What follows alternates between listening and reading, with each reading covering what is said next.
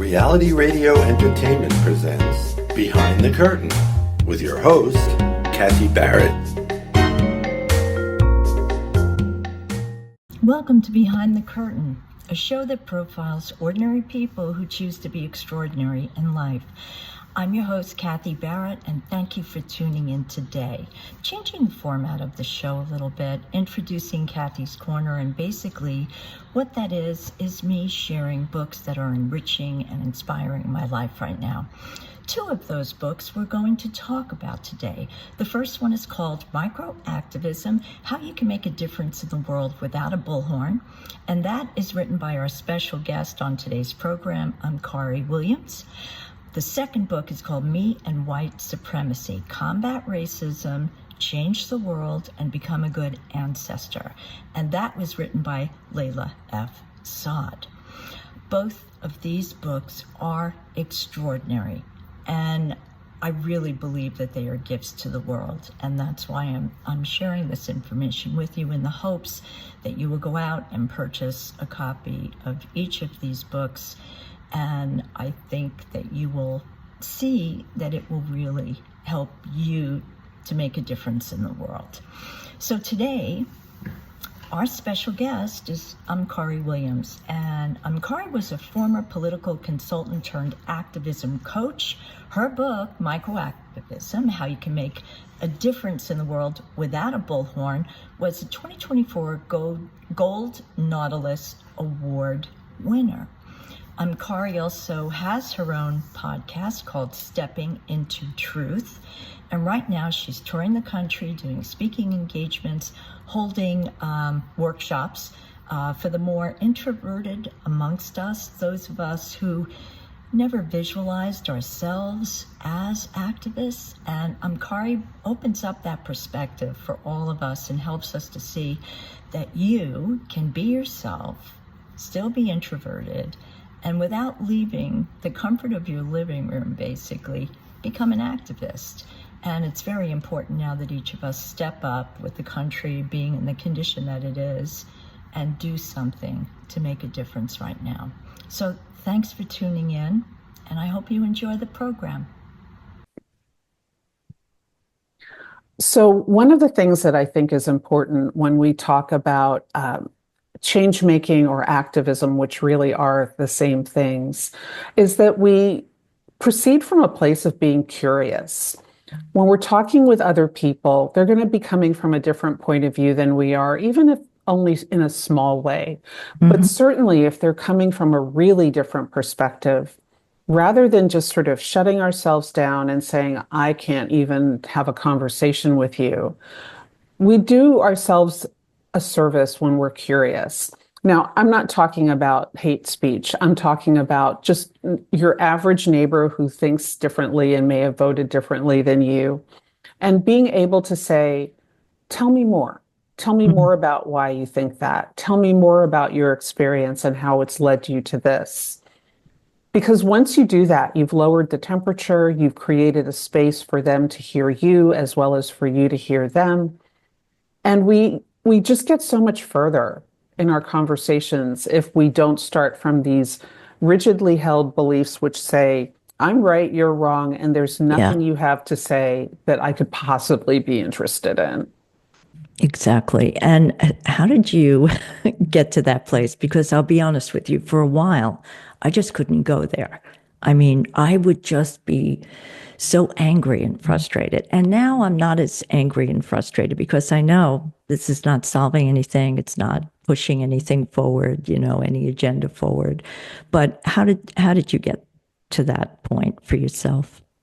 Well, honestly, I think part of it is just being a Black woman in this society. I have a lifetime of having to listen to opinions that I don't agree with, and just navigating people who were, how shall I put this? Let's just say less than charitable.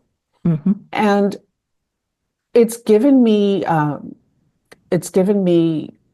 lot of grit, but it's also, in a funny way, allowed me to see where people's vulnerabilities and where their fears are what's driving them. Yeah.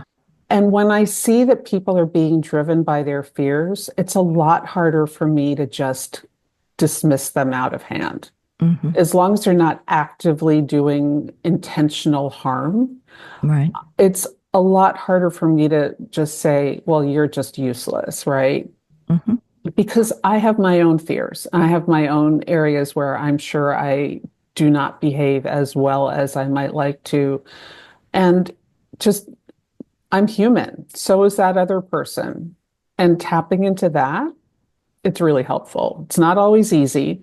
Sometimes it's really hard. And I just want to say, what the hell is wrong with you? How can you not see this, that, or the other? Yeah. But saying that to someone never has the result of them wanting to listen to more of what you have to say. And if No, my that's goal true. is to change a mind or a heart or allow a mind or a heart to change, because we actually never change anyone else's mind, we change our own. Hmm. But if my goal is for someone to change their mind, then treating them like dirt is not the way to get there. No, absolutely. And, you know, I noticed something. I volunteered for local politicians in Ulster County before the election, and I was working the phones. And one particular evening was really, really tough because every single person I got that picked up the phone had was working two jobs, or they were working overtime on one job and they weren't making enough money to make ends meet, you know, and they had no idea what was going on. All they spoke about was whoever is in office now, President Biden, is not doing anything for us. You know, the prices are through the roof. You know, they're not bringing the cost of food down. Insurance is up. Cable is up. Everybody's tapping into our paycheck, and we're not making enough to begin with. And I remember getting off, and I did just listen to them because that's really all you're supposed to do. And that night, when I got off the phone, I said, "This is not going to be a good turnout. It's not going to be a good turnout because I can just feel the vibration of what was happening. I mean, Right. people are just like fed up, and really, both parties Hmm. failed Hmm. people. Absolutely. They No, really did. there's no, although, I think it's in some ways more that we have failed both parties. We, the American public, have failed both parties. Hmm. We are no longer well versed in civics. Most Yes, people do not know the basics of how our government is structured or how it works. So some blame is accurate, but some is misplaced. that's true.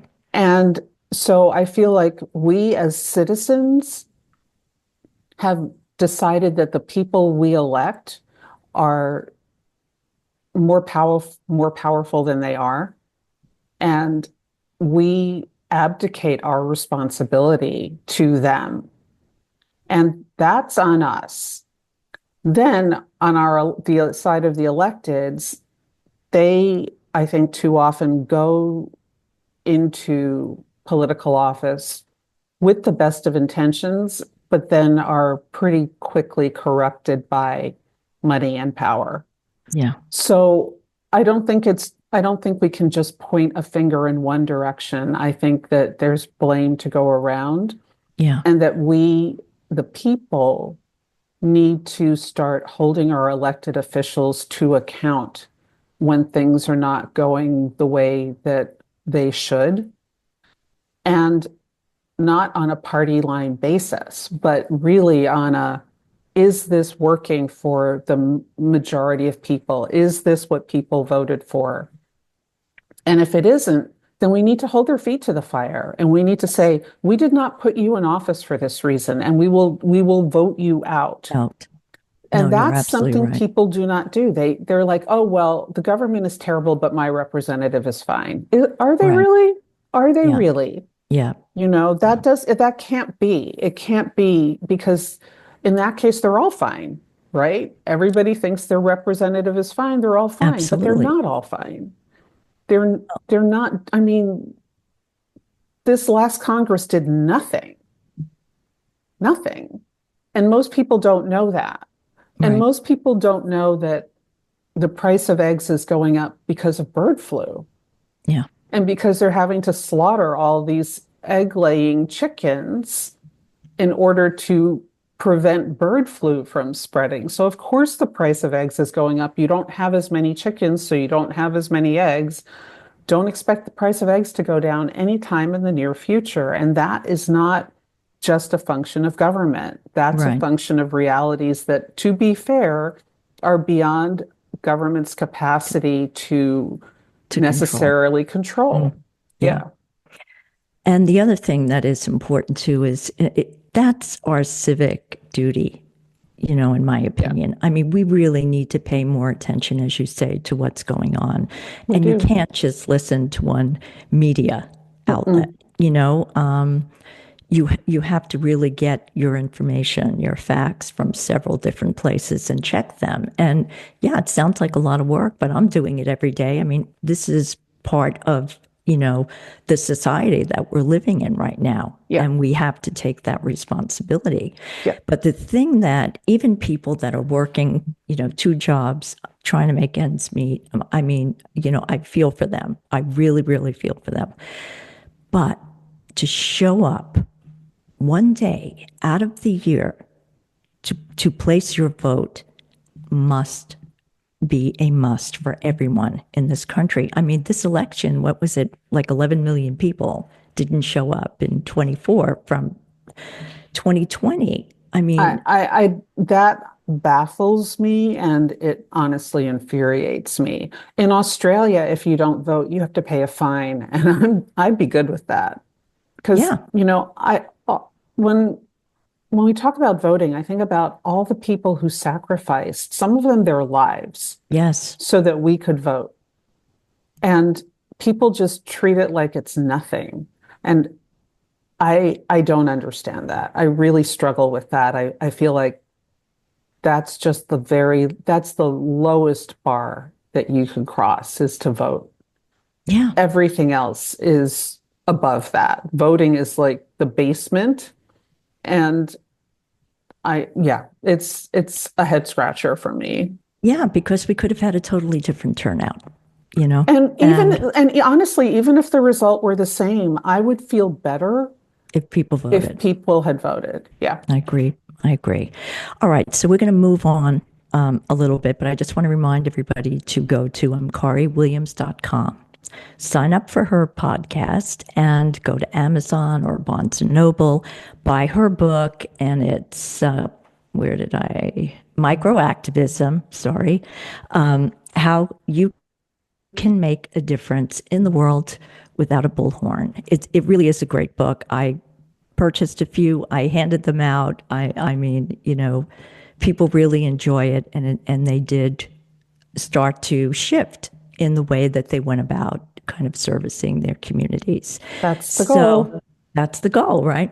Now, Trump being elected president, in my opinion, is the worst thing that could possibly happen to this country. And I just wanted to get your opinion about this as well, because Harris fell behind Biden's numbers, and I thought she did a fantastic job. She would have made an outrageous, terrific president. Women were so excited. A lot of women were very excited about the fact of having a female president run this country. I, for one, felt that it was very deserving that a Black woman should be the first female president of the United States. And then, so why didn't that happen? She was 10 times more qualified than Trump to run this country. She's already proven herself as a senator and, all the other positions that she held.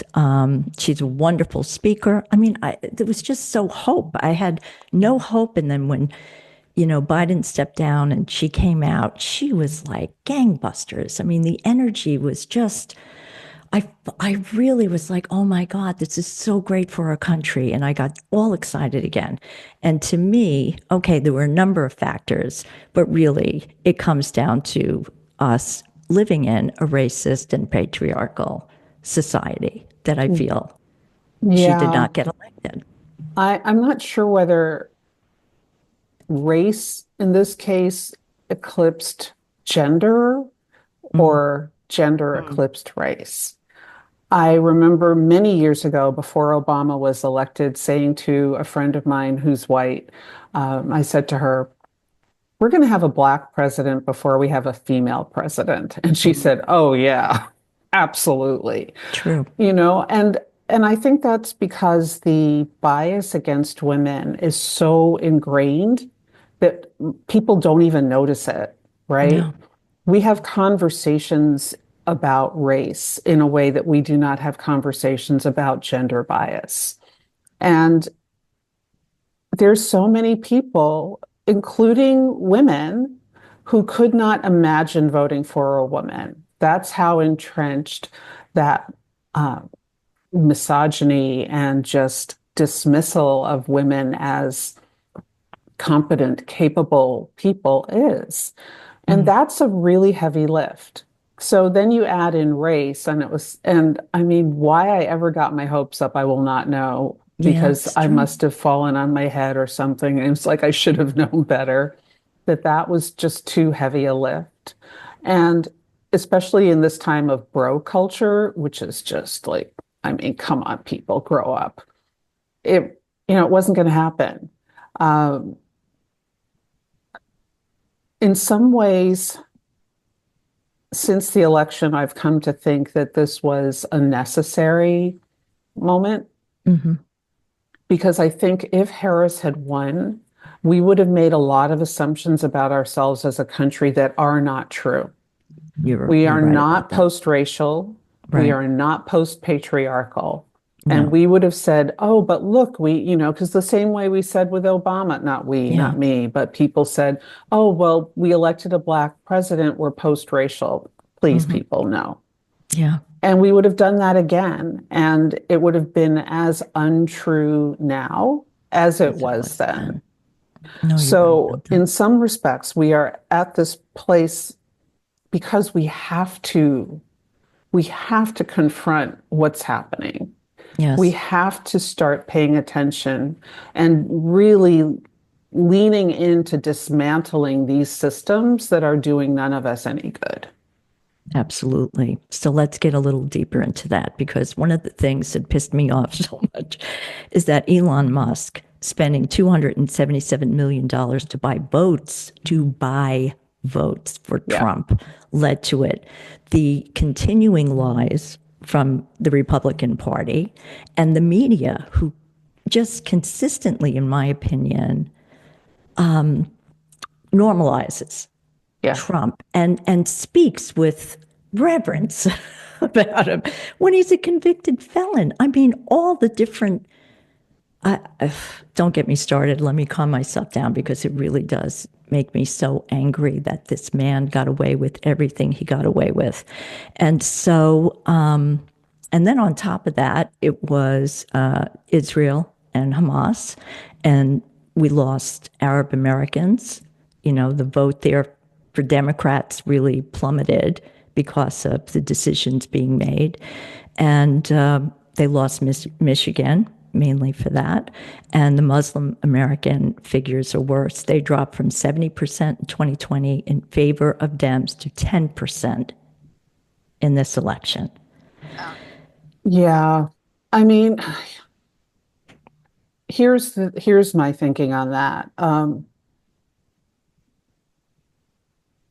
As far as the situation in Gaza, I I think it reflects a lack of nuance on the part of American voters. There, I don't think anyone could argue that electing Trump was going to be worse for Gaza than electing Harris. Mm-hmm. But people still chose to do what they call a protest vote. Right. And I personally find that a bit naive. We've done this before. We did it it happened in 2000. People, were mad about various things and they just stayed home from the polls, and we wound up with George W. Bush. And I think that what people fail to understand is, yeah, I get it about your being outraged and heartbroken and devastated by a certain circumstance. However, there are still only two parties that are going to win in this country at this point in time. So not voting for one is effectively voting for the other. Yes. And so I was kind of baffled by people saying, well, they haven't done enough on Gaza, so I'm not going to vote for them. I'm going to stay home. And it breaks my heart because I think that the ultimate result is going to be so terrible for the people of Gaza. I Yes. mean, worse than it's already been, which is hard to fathom. But, it's like if they go home and then they are shunted to another country because Israel wants that property and Trump wants to build condominiums there. I mean, it's gut wrenching. But Yeah. this is what happens when we don't understand how politics really works in the real world. And when we're not willing to look at a circumstance and say, what are the implications of my actions? If I do this, what is likely to happen? If I do that, what is likely to happen? And when we don't do that and we just sort of abstain, Yeah. I don't know that, it's hard for me to it's hard for me to have a lot of compassion for people who did that. I will save my compassion for the people whose lives are being directly impacted. Yeah. No, I get it. I understand. It is very, very frustrating. And I would hope that there would be more, instead of just waiting until an election year. I mean, what these politicians really need to do is to travel and go into communities and to have discussions with people, and help to educate the voters, and the voters Yeah. need to come out and, take responsibility to learn what's happening in their communities. I So, agree. But I want to go back to something else that you brought up though, because you also brought up Elon Musk and his vote buying. yeah, And I think that it's important for people to pay attention to that, right? Pay attention to how willing people were to just let that slide. Like that's not a big deal. yeah, But it is a big deal. I mean, we already live in a circumstance where, because of the Electoral College, we don't really have, in some ways, a fully functioning democracy because a minority of people have disproportionate power because of yes. the Electoral College. Hmm. And we haven't addressed that. I think that one of the things that's really important about the outcome of this last presidential election is that it may shift people into actually looking at the United States as it is, not as we present ourselves to be. Absolutely. And that's hard, right? It's hard. Yeah. It's hard to look at ourselves as individuals as we are. It's hard to look at our own flaws. It's hard to look at our shortcomings. But as a country, it's really important when we are as powerful a country as we are in the world. It is really important that we as citizens are willing to look at our country, at its shortcomings, and say, oh, here's where we're not standing up to our values. Here's where we're not meeting the things we say we stand for. How do we shift that? How do we put pressure on our electeds to make decisions that actually make the country reflective of the values we espouse and not have it just be lip service? Yeah.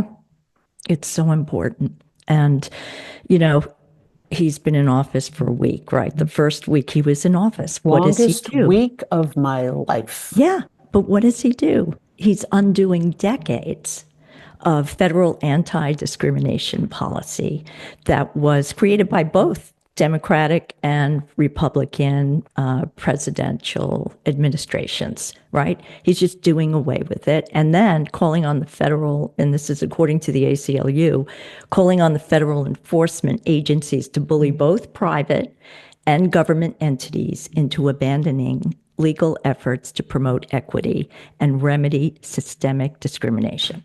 I mean, here's the thing. He picks that, right, for his first week in office because he wants us battling each other. He wants to divide us because meanwhile he's dismantling democracy. I don't know that I think it's even that. I think he's just someone who believes that white people are better than people of color. Yeah. And he's just completely pissed off that people of color have stood up and said, no, and your Right. systems are what's keeping us down. Your systems are wrong and need to be addressed. And he's just like, nope, I'm going to just make it so that the systems, we don't talk about that. We're not going to do anything about that.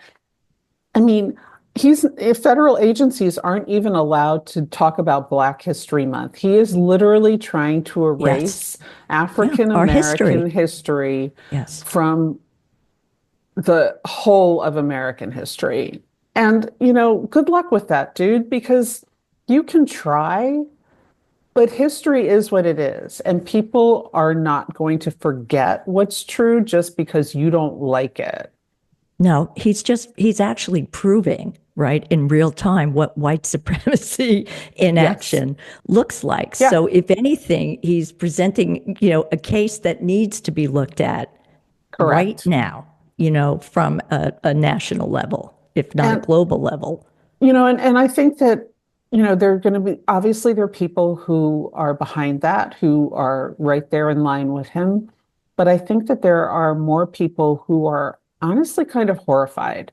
Yeah. And the people who are horrified, and I do believe that's the majority of people, we need to understand that we have power in this situation.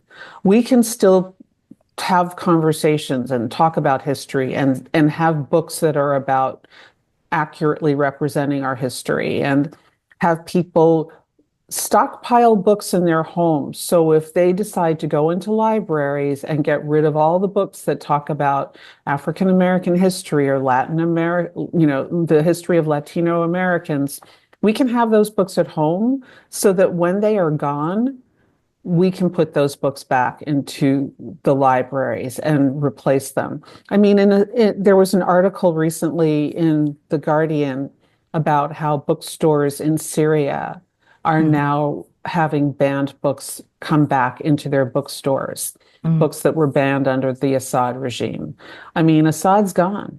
Yeah. The books are still there. People kept the books. Awesome. Well, it's not a level playing field in this country. It never has been. Never has been. And, so from your perspective, how will these actions impact minority communities? Oof. It's going to be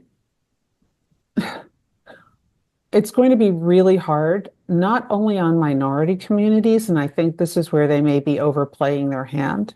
It's going to be very hard on white, rural, poorer Americans. They are going to suffer as much as anyone else under these really ugly, hateful executive orders that he's passing. Yeah. I mean, when you cut off SNAP benefits, most of the recipients of SNAP are white people.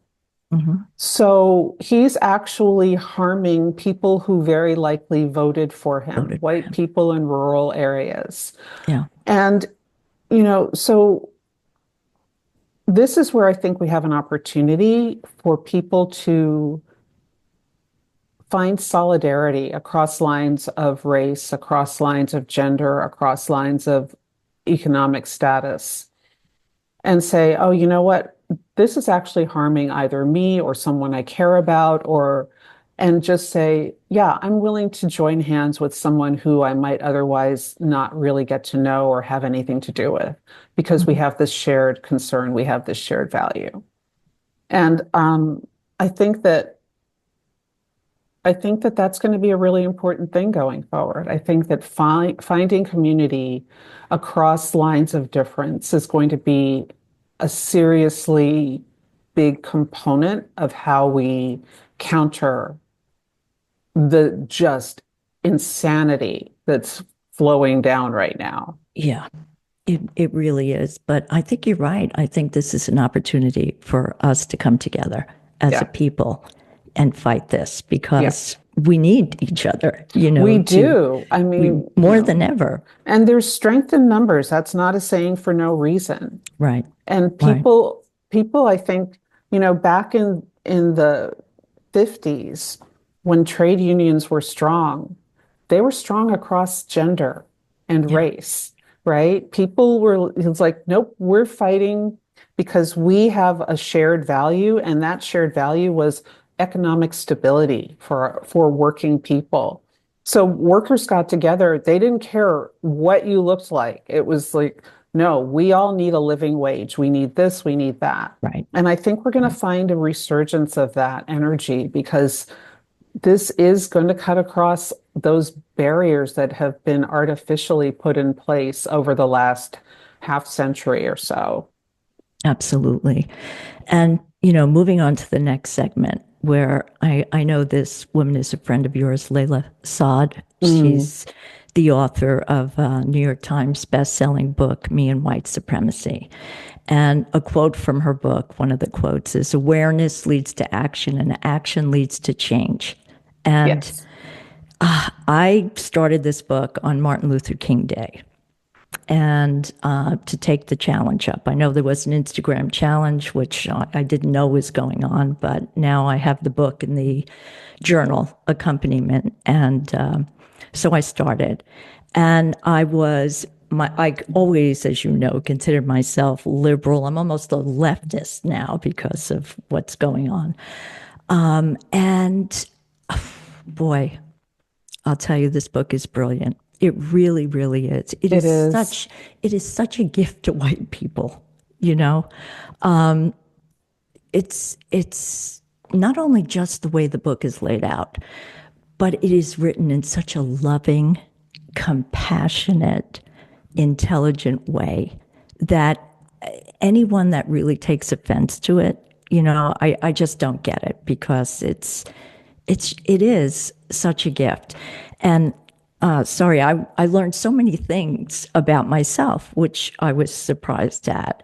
But I truly feel that because it's a reflective journal process and it starts with self, that this is one way and one easy way to begin to break this vicious cycle of racism, because it offers us an opportunity to not only change within, but to change, our environment for generations, for the people coming next. I'm going to disagree with you on Really? on one thing. I don't think it's easy. No, it's not. You It's said it not. was easy. Well, It's a simple way, but it's Yeah. not an easy way because the work that it requires is deep. deep. It's deep and it requires deep honesty, but it also requires deep self-compassion. Yes. And I think sometimes we can be very stingy with ourselves in the compassion realm. Yes. But, and I agree with everything you said about Layla. She is brilliant and she is kind. And I mean, she's one of my dearest friends, and I love her so much. And this book really is a gift. And to engage in that 28-day challenge is not nothing. It I like deep, though. requires, I yes, I like know deep. you do. Not everybody does, but I really enjoy the But process. even people who might feel like, oh, I don't know if I can, I would encourage you to give it a try. Just give it a try Yes. and notice.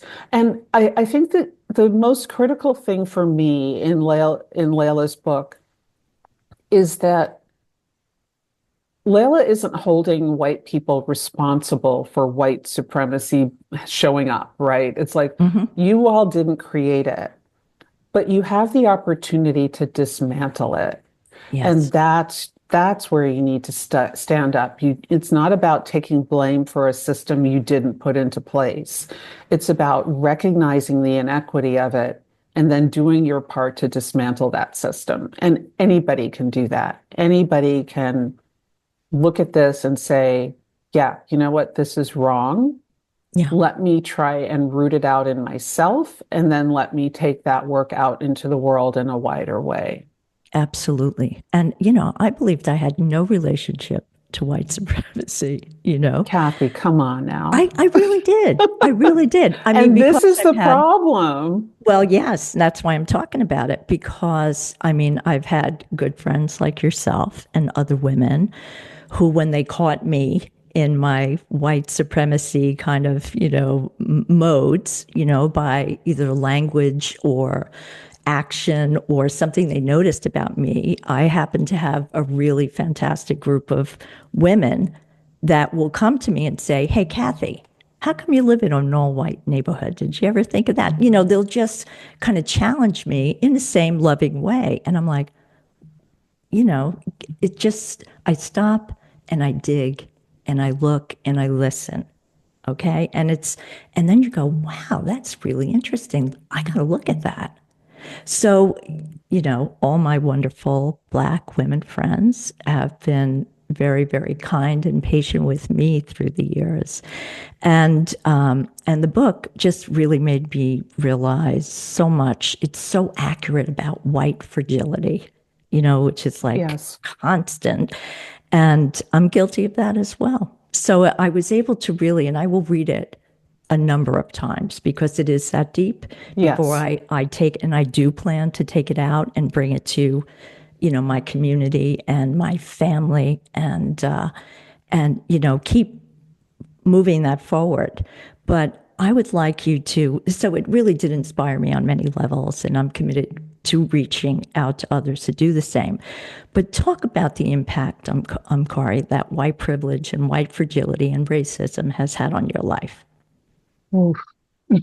How much long do time I we have? Yeah. First off, before I answer that, let me just say that, yes, there is internal white supremacy for you, but there's also internalized racism that people of color live with, because we are told in ways explicit and implicit from the time we show up on this planet that we are not worthy, that we are less valuable. So it's not just a struggle for white people, it's a struggle for all of us to overcome the really toxic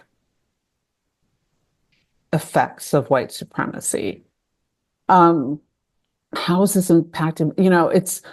There are the ways that seem small, like people saying to me who had spoken to me on the phone before they met me, saying, oh, I didn't realize you were Black. You don't sound Black. I mean, if I had a dime for every time I'd heard that, and they meant it as a compliment, which made it worse. Right?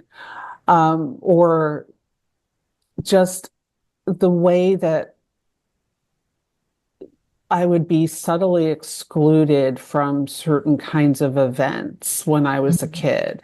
It's like I wouldn't be invited to the bat mitzvah of a school friend, right? And the other kids in my class were. The white kids in my class were, right? It's just so there. I remember being in Tiffany's one day shopping for some gifts, and it was really crowded, and the woman behind the counter was doing her best, and it was fine, and I was waiting, and I had just come from a meeting, and I was dressed in a business suit. I wasn't wearing jeans and a t-shirt or anything. And when I finally got up to the counter and I asked her to show me something, she put it up and she told me the price. And I was like, that's okay, you don't need to tell me the price. And then I asked her to show me something else, and she did it again. But I'd been in line behind people long enough to know that she had never told anyone else the price of anything they asked to see until she got to me. Ugh. And finally, I just had it. And I said to her, I don't need to know the price. If I don't have enough cash on me, you take American Express. And that shut her up. But I mean, what I should have called for the manager, but I was so angry that I Yeah. honestly wasn't thinking very clearly. And those kinds of things might seem small, but No. they wear you down.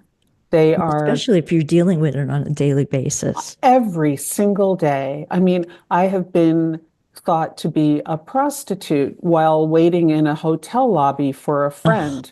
I was wearing blue jeans, sneakers, and a rain slicker because it was pouring down rain. And this man, the security guard, still thought I was a hooker. I mean, I'd starve to death dressed like that, right? It was just, it was like, you're kidding. You're yeah, really. kidding. And that kind of thing over and over and over again is exhausting. It's Just like moving through the PTSD, world is right? exhausting as a Black person. Yeah. And that Black women have been as stalwart defenders of this democracy as we have over the years. So, one of the exit polls after the election was asking Black women why they voted for Harris. And it wasn't because she was a Black woman. That wasn't the main answer. The main answer was to protect democracy. Yeah. And that was for everyone. We weren't just trying to protect democracy for us. We were trying to protect democracy. Forever. And I think that, Mm, especially as a Black woman, to be constantly underestimated, to be constantly undervalued, yeah. is just, it's just like, at some point we throw our hands up in disgust and say, we've done our best. It's on y'all. You take it over because we've tried, we've warned you, Yeah. we've told you what was coming. You never listened to us. Right. We're done. Peace And rightly out. so. Rightly You so. know? It's like those of us that hold white privilege are blind to the fact that we hold white privilege, right? So Yes. you cannot dismantle, it's another quote from the book, what you cannot see. And Right. that's what is so brilliant about it because it raises awareness, this book, Yes. within Yes. people. So besides it getting you to reflect deeper to see that our systems and our institutions are structured to uphold white dominance. It's Yes. so simple. It's not a complicated thing.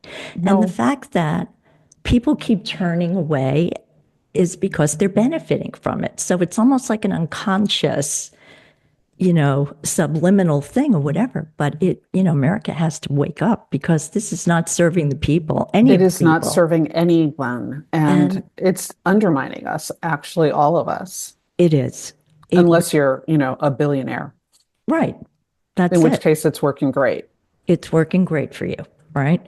The thing that really, and I want every single, white person that's listening today, white mothers never have to fear that their sons will be pulled over by police while driving at night Mhm. because of their skin color.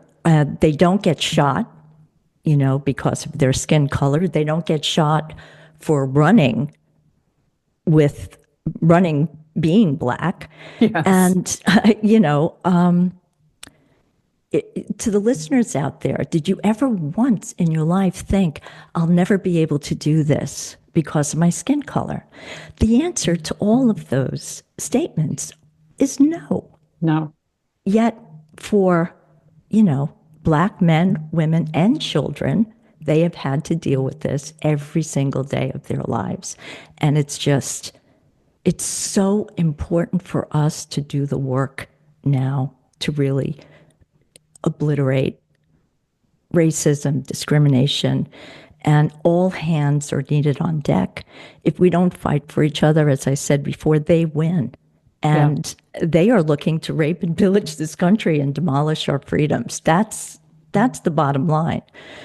So anyway, okay, enough with that. But I always, I noticed that your book is always with Layla's book now. I'm seeing it online, and I think it's perfect. So it's really wonderful if everybody goes out and buys your book and buys her book, so we could start to get some good work happening in this country to offset all of the horrific things that are going on. We have to do this together. We So do. any last thoughts, love?